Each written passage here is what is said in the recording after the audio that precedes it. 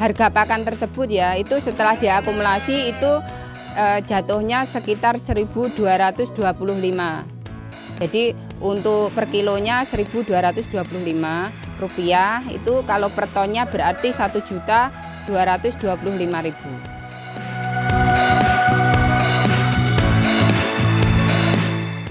Biasanya dari warga ya, untuk setiap harinya sampah itu kalau musim kering di sini tuh karena tekstur tanahnya itu kayak apa ya, istilahnya kayak tepung gitu. Kalau musim kering itu tidak bisa ditanami, jadi warga itu tidak ada pemasukan ya. Jadi terus adanya daun itu yang rontok-rontok gitu aja. Nah, di situ saya ngambil apa ya, inisiatif.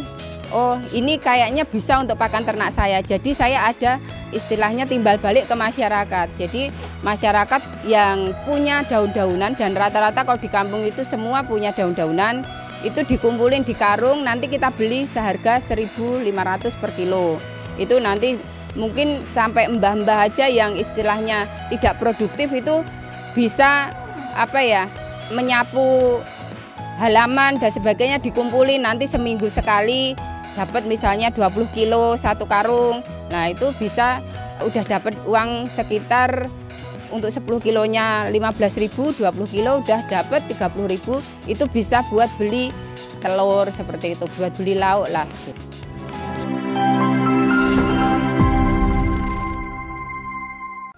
Assalamualaikum warahmatullahi wabarakatuh. Perkenalkan, nama saya Rohani dari Satria Farm Boyolali yang beralamatkan di Desa Kuncen RT 1 RW 13 Winong Boyolali. Nah, di sini sesuai dengan permintaan teman-teman itu untuk mereview pakan yang kita pakai ya. Jadi di sini saya mau menceritakan bagaimana cara pembuatan pakan yang ada di Satria Farm di sini. Pakan yang kita buat di sini itu digunakan untuk breeding ya. Di sini kebetulan saya breedingnya ada kambing perah, ada juga breeding domba yang kita perkembangbiakan di sini.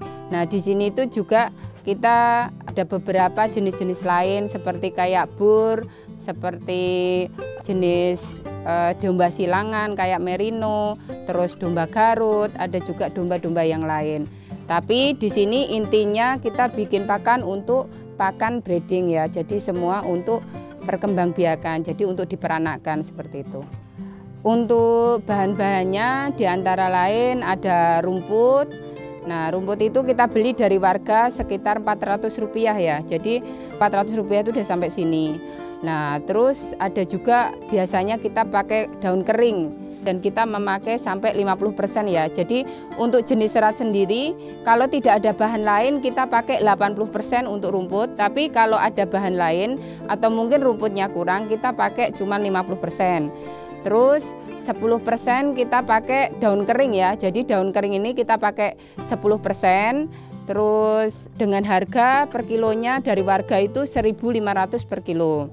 Terus kita juga pakai kulit singkong, itu kita pakai kulit singkong itu sampai 20%. Nah, kulit singkong ini karena teksturnya ada kandungan racunnya, itu kita juga harus kita netralisir terlebih dahulu pakai garam ya, baru kita campurkan ke bahan yang lain. Jadi untuk perlakuannya kalau pakai kulit singkong itu kita taburin garam sama tetes, terus kita campur dulu, baru kita campurkan ke yang lain. Itu yang intinya ya, jadi untuk mengurangi resiko keracunan di ternak.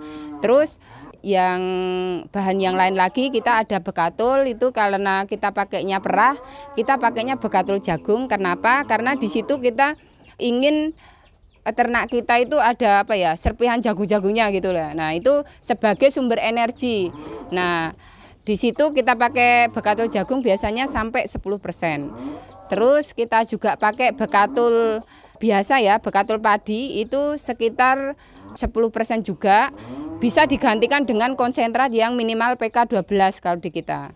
Tergantung murah yang mana. Jadi kalau untuk saat ini itu murah bekatul padi, kita beli pakainya bekatul padi. Tapi ada kalanya murah konsentrat, kita pakai yang konsentrat. Terus kita juga pakai mineralnya 2%, garam 1%, sama kita pakai molase 1%. Nah, untuk bahan-bahan sekiranya itu, dan kita untuk biaya tenaga kerja sendiri kita masukkan dalam HPP biaya pakan itu sendiri, karena saya orang akuntansi ya, jadinya saya nyebutnya HPP, harga pokok, maksudnya harga pokok pakan itu sendiri. Jadi harga pokoknya itu sudah masuk ke dalam harga pakan, jadi orang yang nyarup itu wis terakumulasi di pakan tersebut. Jadi biasanya di sini saya 2 orang itu 100.000. Untuk perhitungan harga pakan tersebut ya, itu setelah diakumulasi itu jatuhnya sekitar 1.225. Jadi untuk per kilonya 1.225 rupiah, itu kalau per tonnya berarti 1.225.000. Untuk cara pembuatan kita pertama itu kalau ada bahannya kulit singkong ya, yang pertama kita gelar adalah kulit singkong, kita gelar dulu. Terus kita larutkan tetes sama garam. Nah, itu kita larutkan, terus kita kasih prebiotik juga yang sudah kita aktifkan.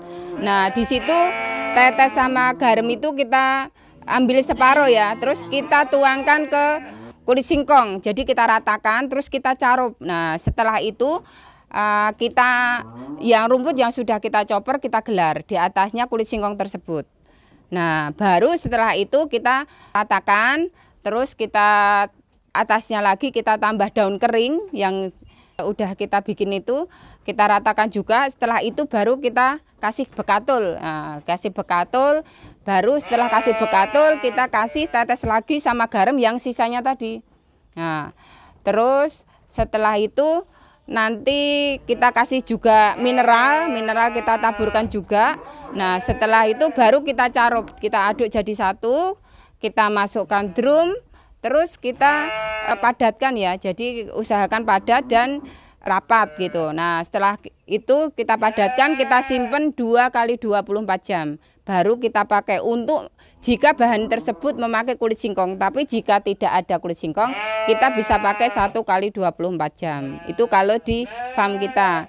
Terus untuk fermentasi itu sendiri, itu kita gunakan, bisa kita gunakan ya, atau kita simpan itu sampai 6 bulan ya. Jadi istilahnya seandainya wedus kambingnya sedikit itu bisa tahan sampai 6 bulan.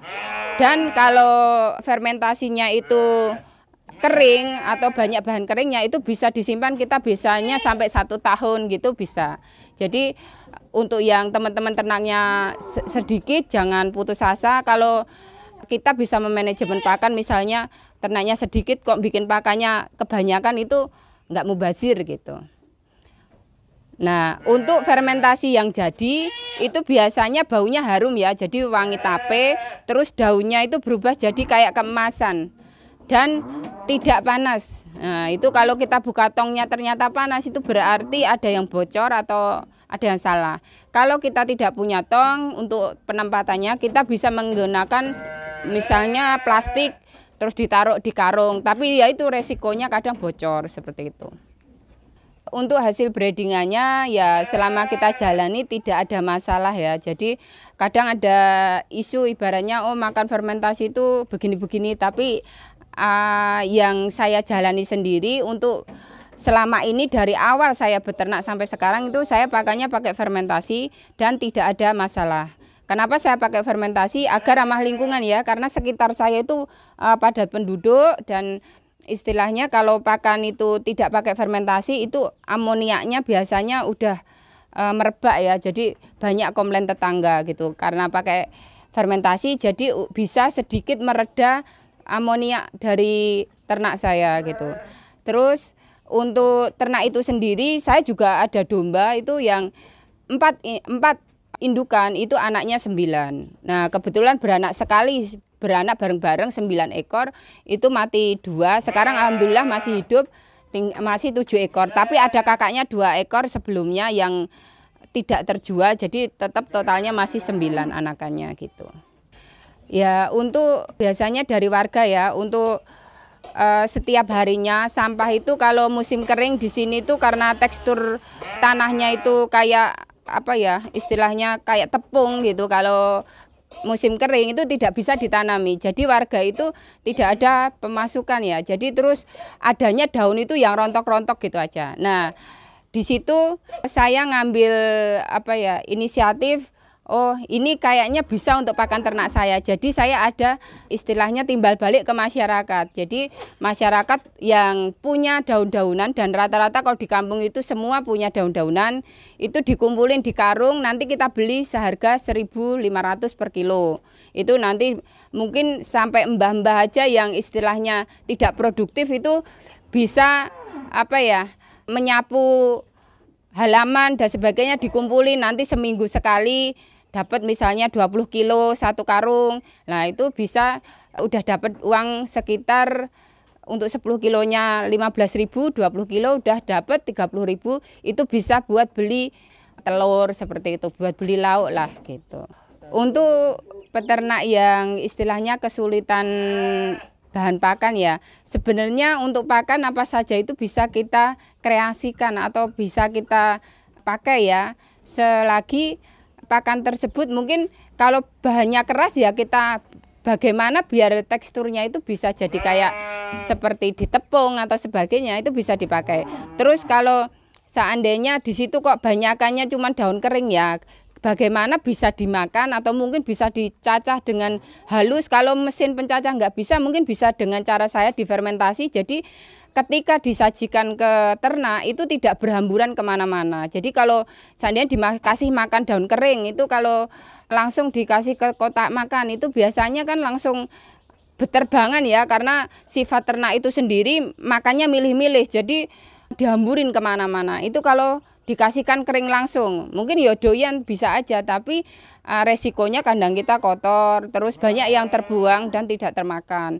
Tapi kalau ketika kita ngasih makannya mungkin kayak saya digabungin dengan bahan basah, digabung dengan bahan kering, terus kita bikin fermentasi seperti itu, dia tidak berjatuh-jatuhan Mas. Jadi lebih bersih lah tempatnya gitu. Terus yang berceceran itu sedikit, jadi yang terbuang atau mubazir itu juga lebih berkurang.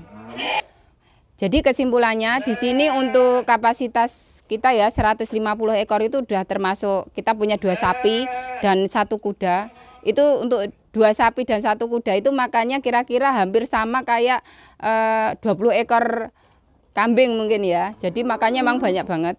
Nah itu untuk pakan fermentasi kita 1 ton itu bisa untuk 6 hari. Jadi kalau 1 ton itu jadinya sekitar 13 drum, itu nanti sehari itu sekitar 2 drum itu nggak habis. Jadi untuk per drumnya itu kira-kira berarti sekitar 200 per drumnya itu sekitar 100.000 lah ya. Nah kalau habis 2 berarti kita habisnya 200.000. Nah, untuk 200.000 untuk 150 ekor berarti kita seharinya itu 1.000 sekian lah ya, nggak sampai Rp2.000 gitu. Tapi untuk kambing itu untuk serat ya. Tapi untuk domba tidak ada penambahan pakannya cuma itu. Tapi untuk perah kita ada penambahan konsentrat tersendiri. Jadi itu kita anggarkan sekitar 1.500 sampai 2.000 lah ya untuk seratnya. Terus untuk yang perah itu kita tambahin nanti konsentrat perah ada sendiri gitu. Jadi itu hanya perhitungan ketika bisa diterapkan misalnya untuk domba atau untuk kambing lokal itu mungkin nggak perlu tambahan apa-apa. Tapi karena kita perah masih kita ada tambahan konsentrat. Untuk keterangan lebih lanjut nanti kita rangkumkan ada di deskripsi, nanti bisa dilihat.